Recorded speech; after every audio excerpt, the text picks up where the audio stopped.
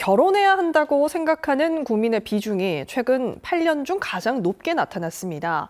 아울러 가장 효과적인 저출생 대책으로는 미혼 남녀 모두 주거 지원을 첫 번째로 꼽았습니다. 통계청이 발표한 2024년 사회조사 결과를 김유리 기자가 전해드립니다. 통계청이 발표한 2024년 사회조사 결과 결혼해야 한다고 생각하는 사람이 8년 만에 최고치를 기록했습니다. 52.5%로 2년 전보다 2.5%포인트 증가한 수치입니다. 반면 결혼을 하지 않는 이유로는 결혼 자금 부족이 31.3%로 가장 많았습니다.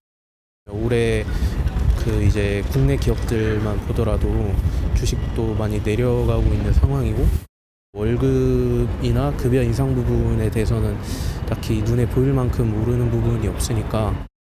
이어 출산과 양육이 부담된다는 답변이 15.4%, 고용 상태가 불안정하다는 반응 12.9% 순이었습니다. 가장 효과적인 저출생 대책으로는 미혼 남녀 모두 주거 지원을 첫 번째로 꼽았습니다. 남성은 36.2%, 여성은 30.8%로 집계됐습니다.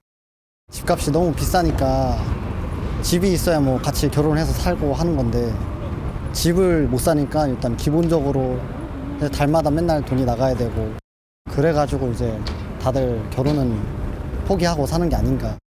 전통적 결혼 문화에 대한 인식 변화도 보였습니다.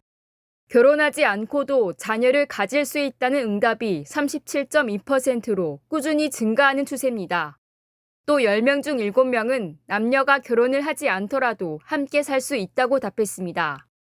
결혼이라고 하면 법과 제도로 이렇게 묶이는 거기 때문에 그만큼 구속력을 가지니까 거기에 대한 부담감 이런 것도 있고 결혼을 뒤로 미룬다든지 그리고 우선 같이 살아보고 뭐 결정한다든지 이런 경우도 있을 것 같고요.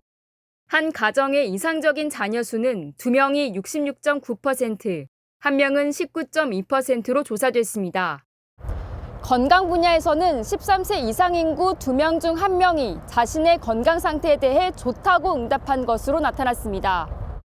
규칙적 운동과 정기 건강검진 실천 비중이 2년 전보다 증가했고 아침 식사하기와 적정 수면은 감소한 것으로 나타났습니다. 일상생활에서 스트레스를 받는 경우도 2년 전보다 6.5%포인트 줄었습니다.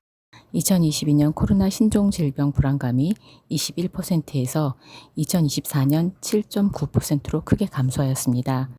2023년 코로나 엔데믹 선언에 따른 일상생활 제약 해소로 스트레스가 줄어든 것으로 판단됩니다.